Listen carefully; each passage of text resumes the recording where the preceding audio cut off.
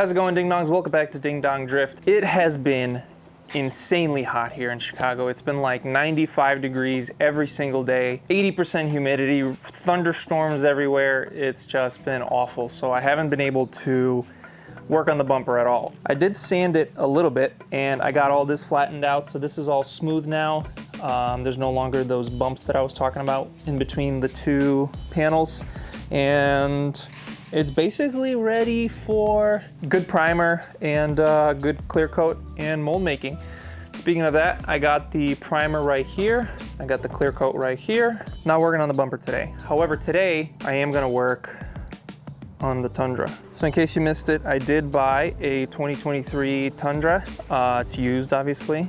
It's got 70,000 miles and I bought it on Carvana. It is a Capstone, so top trim, but I got it for a deal because it's outside the warranty and everybody is scared of these because they think that they're all gonna blow up. It's literally flawless. It's got clear bra on the front, so zero rock chips at all. I mean, yeah, I could talk about it more if you want, but it's basically, it's the Capstone, so it has literally everything.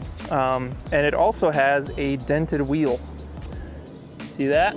So that is the first thing we're gonna do today. So we're gonna swap the wheels because I am also going on a road trip through the Rockies and I don't wanna be going off-roading on 22s, tiny little tires. These tires are almost the same size as the ones on my Corolla in terms of like thickness. So we're gonna put some 20s on it from a 1794. So I have never worked on a truck before and I don't know if my low profile jack is even gonna be tall enough to lift this thing. Well, let's see. I'm just gonna go off this gigantic subframe, which should be fine. There it goes. The wheels are almost lifting off the ground. There we go. Low profile jack, big enough, or it goes high enough, I should say. It's quite a bit of droop though. Just take it off some jumps, bro.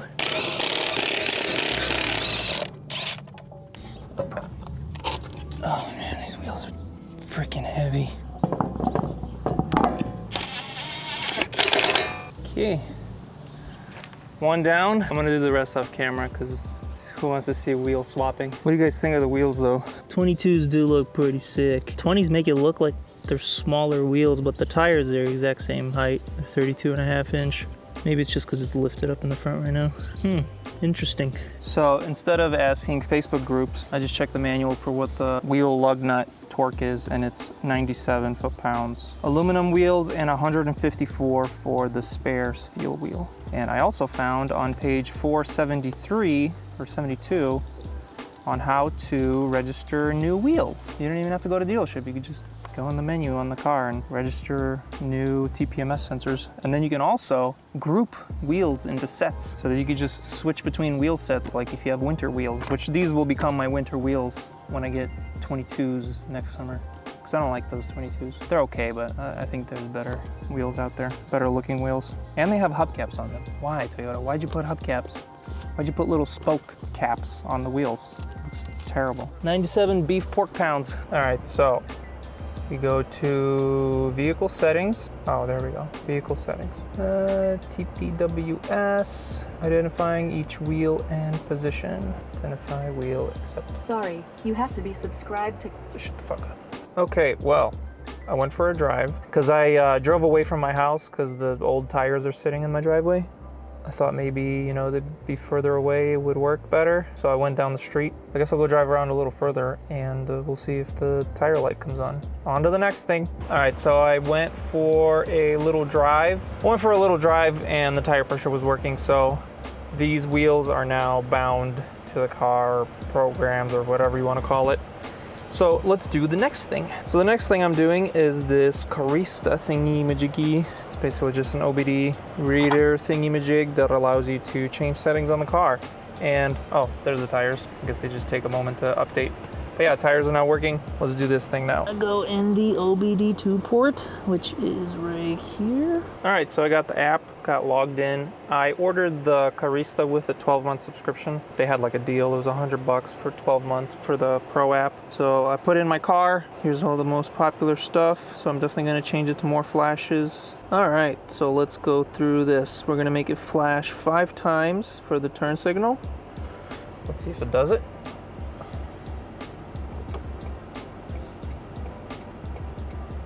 Heck yeah, that works. I'd rather it unfold with the ignition, because sometimes I don't lock the car. Do long press, sunroof, windows and sunroof while I long press on remote. What do I long press? Man, there is a lot of stuff here.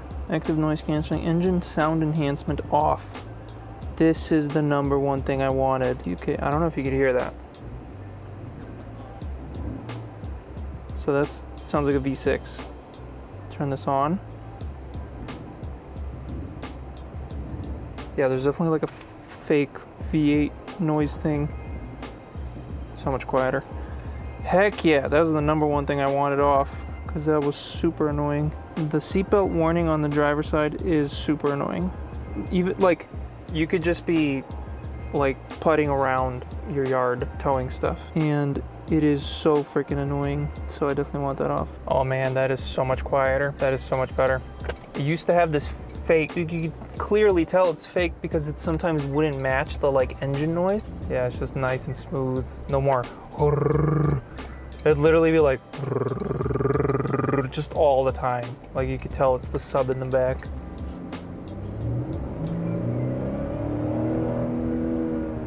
Yeah, so much better. So much better.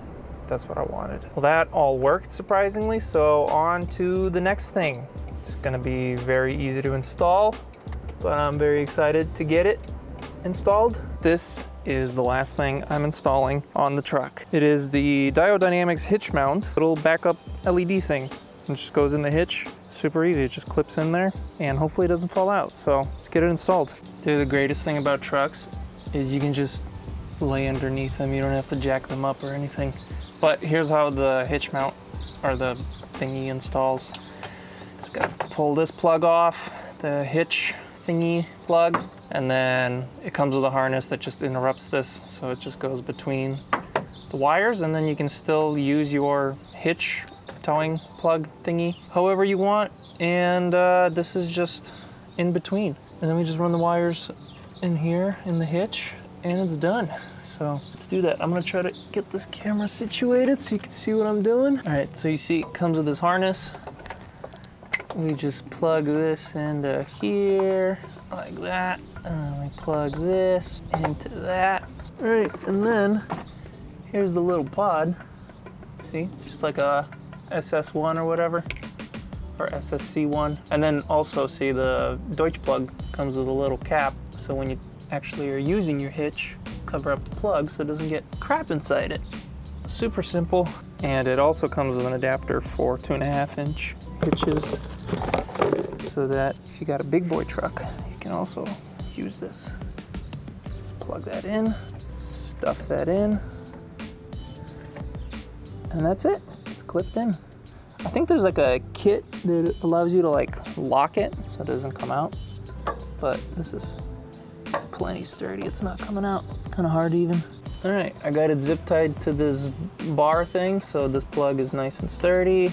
I got this zip tied over here to whatever that is. So that's out of the way.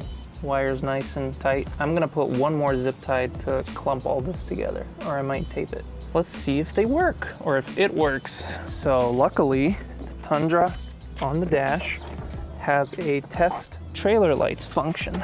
So I'm gonna try that right now. And let's see how it works. So keep turn signals and brake lamps 10 times. This trailer light check is on. That is not doing absolutely anything. Oh, there it goes. So running lights, it's obviously not gonna have turn signals. So we got running lights. We got, ooh, brake light. That's really freaking bright. Damn. I just wanna see the reverse light. Yeah, there we go, it's working. Awesome. All right, cool, we got it all figured out. I would like to, I haven't seen anybody do this yet. I think you could fit an SS3 in here. I would like to do 2 SS3s in here, because this just literally just comes right out. Like, it just does nothing. And you can see there's like bolts behind it to hold the bumper on.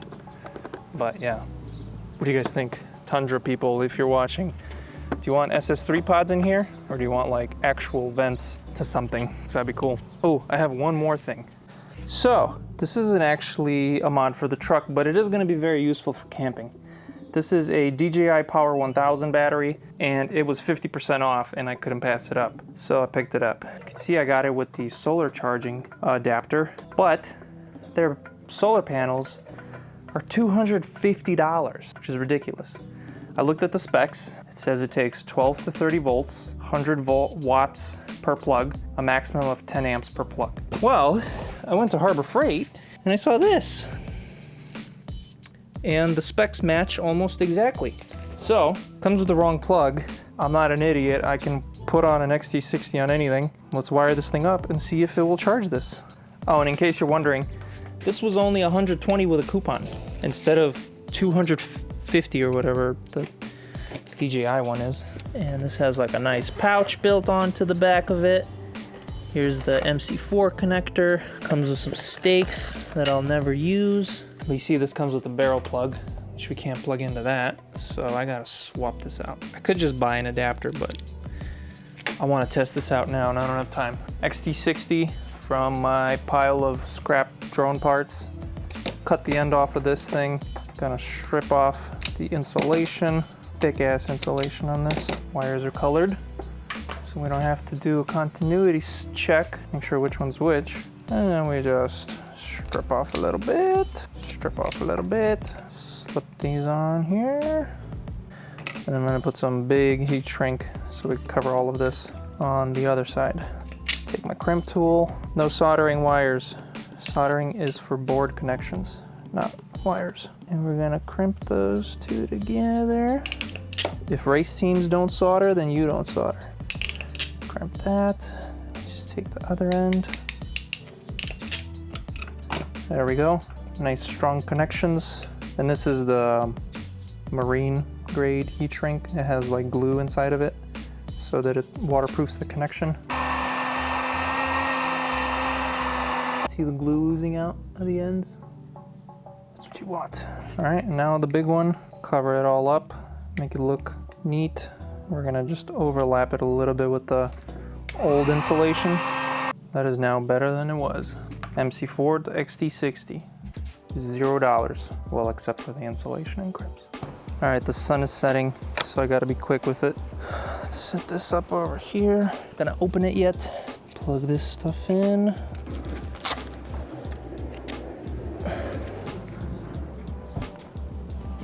Oh, it's working. It's working right away. 86 watts. So obviously I would be getting more if we had, you know, bright afternoon sun. But we're currently, I think it's almost 6 o'clock, so the sun's setting. But it's still pretty good, 84 watts. It's almost the full rated capacity. So I'm gonna let it sit, I'm gonna let it charge. This confirms you can use Predator solar panels on a DJI Power 1000. And probably the 500 as well, because they're the same thing. Just get the little solar thingy. That is basically gonna be it for this video, ding dongs. And anybody new, Tundra owners, if you're watching, 3rd gen Tundra owners, if you're watching, let me know what kind of mods or 3D printed, or maybe even aluminum small parts you'd like to see. I already have some ideas. I am going to be making a, oh, also my wife cleaned the interior. It was, I mean, the white looked like it was clean, but then we cleaned it and compared, and it was a huge difference. So it's even more white now.